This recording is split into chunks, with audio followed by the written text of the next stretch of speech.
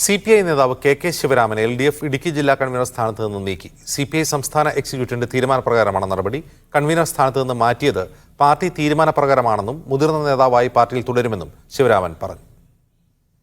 മുന്നണി മര്യാദകൾ ലംഘിച്ച് സമൂഹ മാധ്യമങ്ങളിൽ അഭിപ്രായ പ്രകടനങ്ങൾ നടത്തുന്നുവെന്ന വിമർശനം LDFിൽ നിന്ന് തന്നെ ഉയർന്ന പശ്ചാത്തലത്തിലാണ് കെ ശിവരാമനെതിരെയുള്ള പാർട്ടി നീക്കം.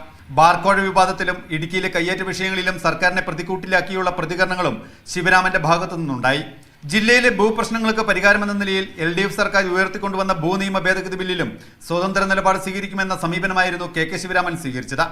ഇതിൽ LDF കൺവീനർ EP ജയരാജനെ CPM ജില്ലാ നേതൃത്വം അതിർത്തി അറിയിച്ചുവെന്നാണ് വിവരം. തനിക്കെതിരെ ആരും പരാതി നൽകിയതായി അറിയില്ലെന്നും സമൂഹ മാധ്യമ പോസ്റ്റുകൾ പാർട്ടിക്കോ മുന്നണിക്കോ എതിരായിരുന്നില്ലെന്നും കെ ശിവരാമൻ പറഞ്ഞു. പ്രസ്താവനകൾ തുടരുമെന്ന സൂചനയും ശിവരാമൻ നൽകി. ആരുടെയെങ്കിലും മുഖപ്രസാദത്തിന് വേണ്ടി വർത്തമാനം പറയാൻ പറ്റുന്ന കാര്യമല്ല. ഒരു ഗവൺമെൻറ്റിൻ്റെ നിലപാടുകൾക്ക് വിരുദ്ധമായി കാര്യങ്ങൾ പോകുമ്പോൾ അത് ചൂണ്ടിക്കാണിക്കുന്നത് സർക്കാർ വിരുദ്ധമാണ് എന്ന് ഞാൻ കരുതുന്നില്ല. അതിനപ്പുറത്ത് മറ്റെന്തെങ്കിലും കാര്യമുണ്ടോ എന്നെനിക്കറിയാനും പാടില്ല. അതേസമയം പാർട്ടിക്ക് ജില്ലാ കൺവീനർ സ്ഥാനമുള്ള 4 ജില്ലകളിലും അതാത് ജില്ലാ സെക്രട്ടറിമാർ തന്നെ കൺവീനറായാൽ മതിയെന്ന സംസ്ഥാന കമ്മിറ്റി തീരുമാനപ്രകാരമാണ് നടപടിയെന്നാണ് CPI വിശദീകരണം. ശിവരാമന് പകരം പാർട്ടി സെക്രട്ടറി സലീം കുമാറിനായിരിക്കും LDF കൺവീനർ ചുമതല. സ്ഥാനചലനത്തിന് പിന്നിൽ പാർട്ടിയിലെ വിഭാഗീയതയുണ്ടെന്നും സൂചനയുണ്ട്. മീഡിയ 1 ഇടുക്കി.